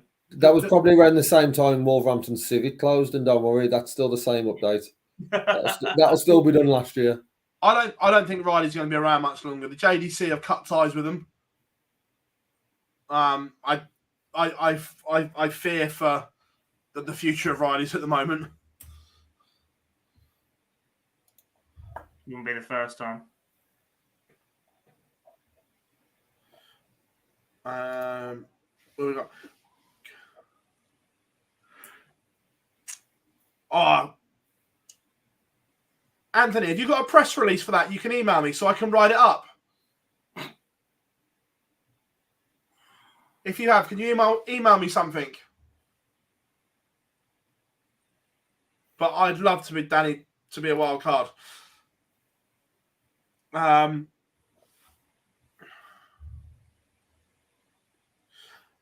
What else? I think are we safe to open up for question time?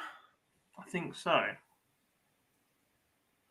By the way, everyone, I did a 3-hour discussion on the Premier League, and basically, it doesn't take 3 hours to say it's shit. So we may have oversold that. No, it is. Look, let's be fair. There's going to be more questions about the Premier League coming up in a minute.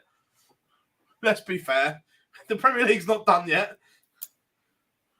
I think if we go into question time, it links in pretty well, Dob, to what you've said, because I've seen a message from our very own Dan Simpson, and I think that's a perfect way to start question time for episode 101.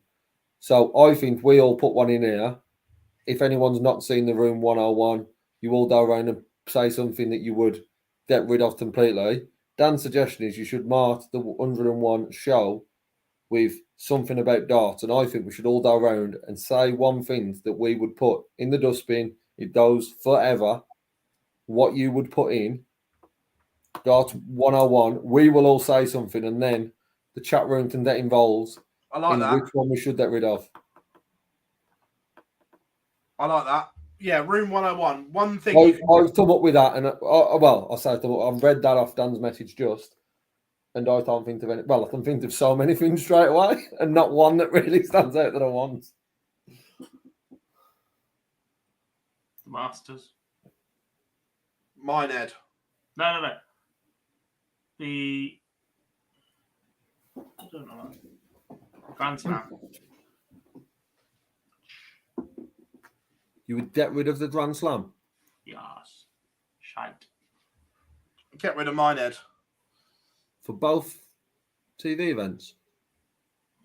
Just move them. Mine would be... Yes, Matt Edgar. Phil Barr's flip-flops. Whoa, what's your mouth out, Matthew? Have a word with yourself. Mine would be, there would be no single matches in the World Cup of Darts. I agree with you. There can only be doubles or trebles, depending on what format you want to change it to, but there can be no singles in the World Cup of Darts. Get rid of it. I'm keeping all the tournaments though. You two are throwing tournaments away. Let's take the tournaments. Matthew's Premier League every week. Got it every fortnight. I like that.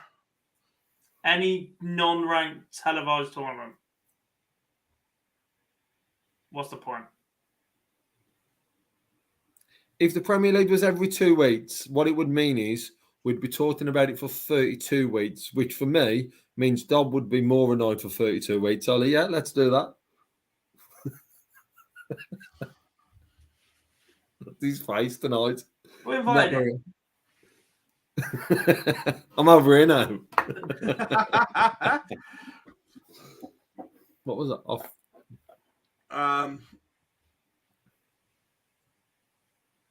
Whistling and booing, and that's a good one. Where is it? I don't know. Matt, do you want to tell us about it? Is that down in room 101 that he can't mention it no more? Yeah. He's not on this week. He can't disagree with us. Oh, this is a great one as well. I'm fully involved on this one. Great shout. Just Alan Warren a little. No, that's harsh. That's harsh. Stuart Pike. Mace carried that team at the weekend. On both shoulders. See, I was saying get rid of singles. Jeff's added this in as well. And make it double start. Now that's just adding to the fun. Double. Yes, please.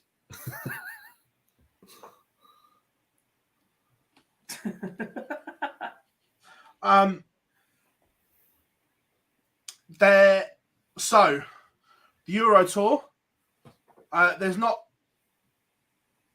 confirmed plans yet, but listening to the people talk, there is going to be in-vision stuff. It is going to be a proper broadcast.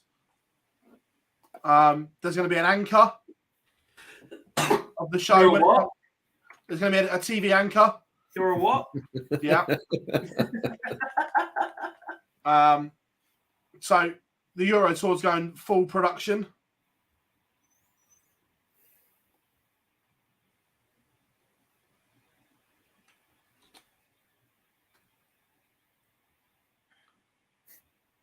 Yes, young Chris Dobie, who is the same age as Rob Cross, the hardened veteran.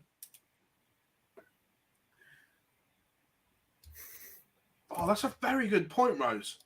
That we might not have the Euro Tour DJ anymore. Not on Viaplay. If you watch my PDC TV, you might. I think it's going to be the same feed. What? Has someone put that in room 101 without telling us? Yeah. Someone's canned the Euro Tour DJ without letting us know. What? However, the positive for anyone at the seniors is the seniors DJ is very, very good. Oh, Lee's class. Oh, lovely. So we're in for a treat next week. I'm going to message him later as well and tell him he's got to wear some of his shirts from the 900. I've still got his playlist on the phone from last year, so he's got something to beat. I've already set it up ready, so he makes Do you know sure what? I walked into Ali Pally this year with Dan. Dan went to get some food or something with Billy, and I walked in, saw Lee, waved, he went, "Oi, you, next song on, 5, everybody get up." Loved it. Go on, boy. Oh. Yeah, my every message I've sent to Lee, if I was to look through my WhatsApp, is just a Sun request. There's just nothing else on there. I don't think I've had a conversation with him over the phone. It's just a Sun request. But yeah, looking forward to next week. So yeah, Can that'll be. Can we pick one niche thing that has to stay that nobody else can put in Room 101? Yeah. 180 song. Yes. All over that. Keep it. You are not allowed to touch the 180 song.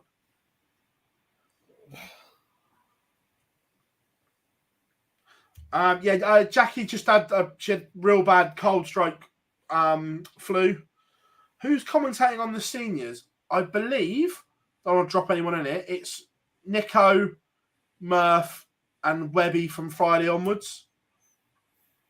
Don't look at me. I believe. No, don't. Whoa. Next. Move on. That didn't happen. Are we live? Yep. Tommy, we're in question time. I'm trying to think of something that I wouldn't put in room 101. No, Andrew.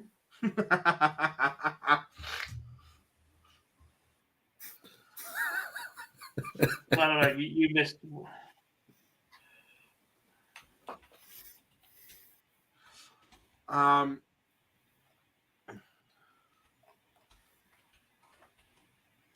The Barney alarm.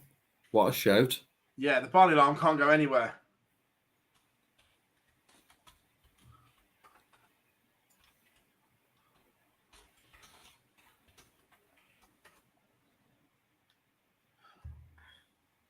To be fair, I like this because the Americans do it better than anything.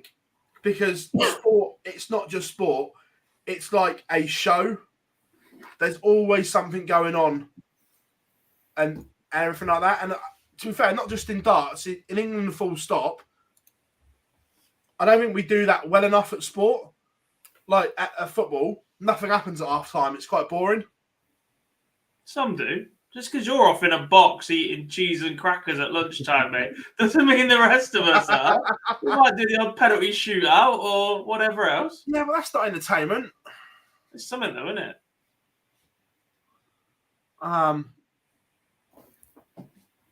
Yes, Dan. Sport and sports entertainment.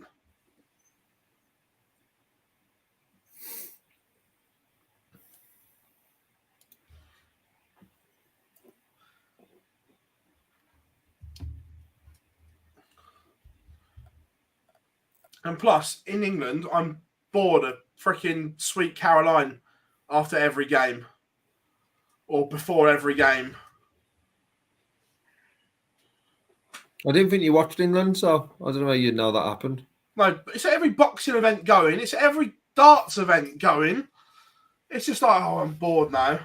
Well, it's not the Premier League because Daryl Gurney didn't get picked. What?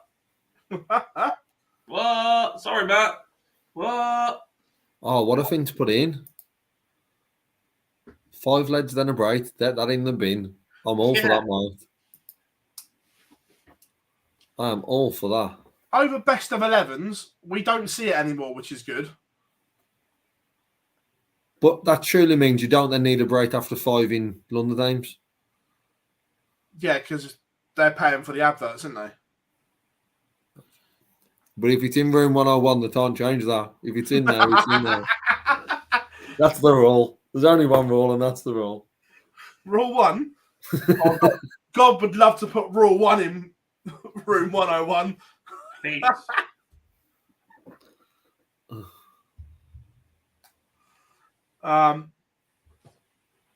Yes. Bring back Ando's rascal shirts. Yes. Now that Gary's enjoyed himself again, get Foul Fashion back. We were speaking to him about this at the weekend. He still has 2 of the original match Foul Fashion shirts in his wardrobe. If you don't get me one of them, I'll just disown you.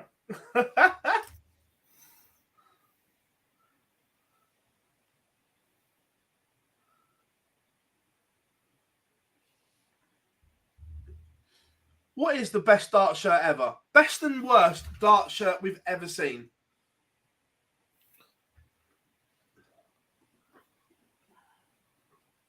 Worst, Wade's number plate on the back. Yeah, Wade's shirt was better without the number plate. Yeah.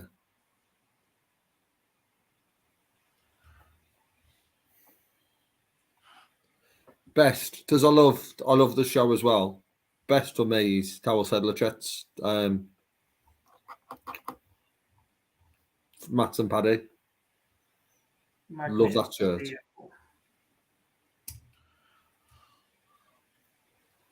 Of the current shirts, I like Dobie's new shirt. Yeah, but they just put his old one on sale. Yeah.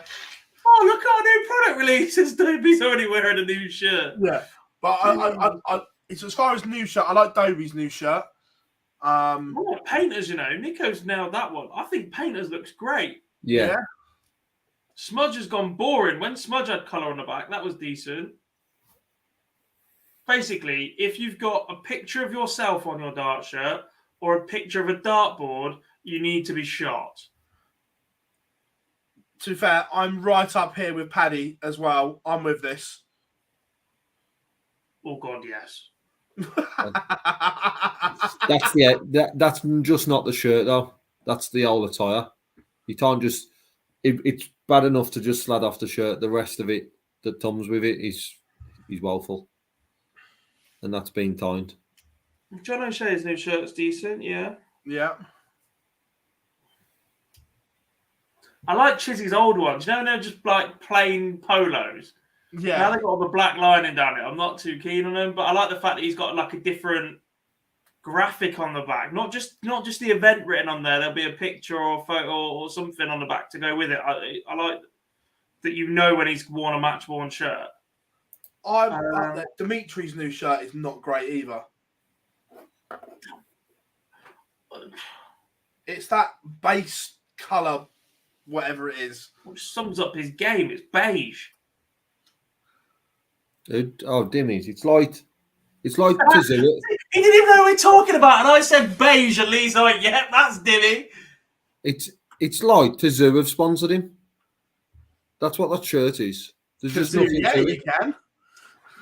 No. Right, I think we need to discuss Kazoo. What, you mean the fact that they're on the verge of going under by the sounds of it? Yeah. They're sinking faster than the Titanic. They're shutting down warehouses or drop-off centres or repair centres for cars. It looks like they're bleeding money like God knows what. And are still title sponsors for 75% of the televised PDC tour. They still sponsor everything other than the Bahrain Masters, don't they? Near enough. Pretty much. They're still involved in snooker as well at the minute. They've cut snooker. This was the talk at the weekend. They're not doing as much snooker now. Now, granted, darts doesn't demand as high an entry point to be involved, but they massively overpaid for some of these rights. Only 3 sites in the UK left. Yeah, as drop-off points to take your car to them. Yeah.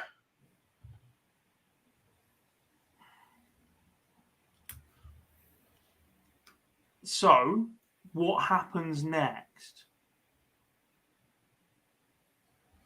There's a massive hole to fill. That's what. Is there money in escrow? Is there a certain percentage paid up front? You would like to think that Barry didn't become a multi-millionaire by not securing deals and having money paid up front. I'm not saying they got it all, but I would like to think they got a large proportion of it. Yeah. I believe Kazoo do have sister companies. Aren't they owned by the same guy that owns Zoopla and a couple of others? So, yeah. And basically, what he's tried to do with Kazoo is what he did with companies like Zoopla, is effectively crash the market with overpaying for marketing to start with to get rid of competitors, flood it so that everybody knows who you are, and then start reaping that back again and use the profits of previous businesses to crash into new markets. But at the same time, Cinch came about and went after other high-profile sports as well. And the used car market went crazy. Yeah, well, Cinch did a lot with cricket and that, didn't they? Yeah. Although Kazoo were also sponsors for the 100 and have pulled out of that.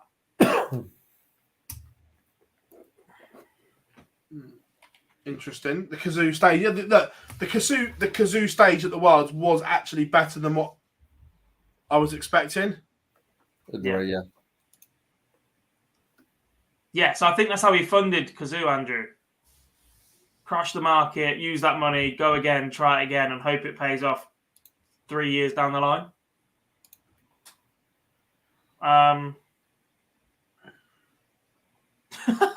Get Go comparing. The Italian opera bloke that's actually Welsh. Yeah. As well, I've just put it up there. Anyone that is on TikTok, go and give us a follow. We've almost made it to 10k followers on TikTok in a short space of time. We might even get Boise doing a little dance on one of the videos. More than happy to. It's still be better than yours after Clayton says, and I've seen it as well. So. And I've seen Dobbs, so yeah, I'm favourite for that. Oh, I've got some unreal moves in the locker. Don't you worry about me, sir. You keep them where they are then, please. I'll bust out the washing machine. What a move. You've never seen anything like it. Oh, the washing machine. Love it. Predictions then for this year's Premier League stage. Because if it looks the way it did last year, with just lines down it and big screens either side of God knows elsewhere, it's going to look shite. That's got to have been something that's put in room 101 as well, the pictures at the end of a Premier League night. Hey, that's not in there. Yeah.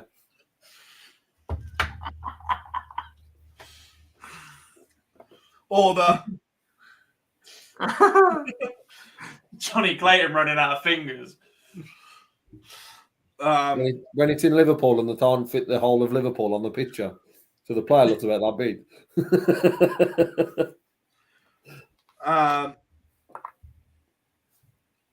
Yes, yeah, you can see a little clip of I got an Oasis canvas on my wall of all the album covers.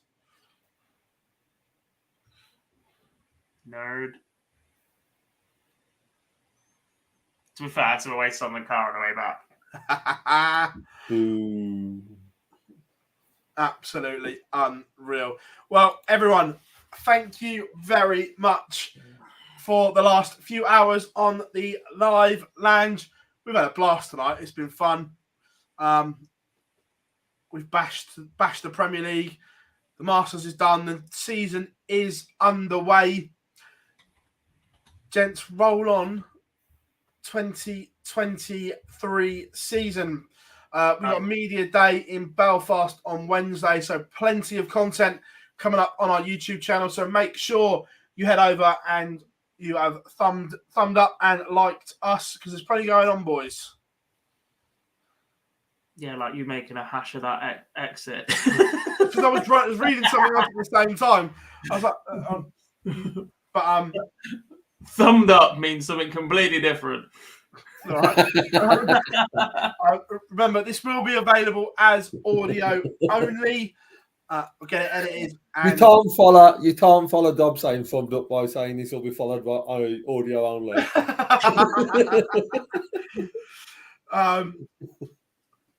So there's that Premier League returns. We'll have a quick briefing and see what's going on. But we have been Online Darts. Phil Bars, Jack Garwood, Lee Boyce. Gentlemen, it's been a pleasure. Same time, same place next week. The Live Hand. See you soon. Bye.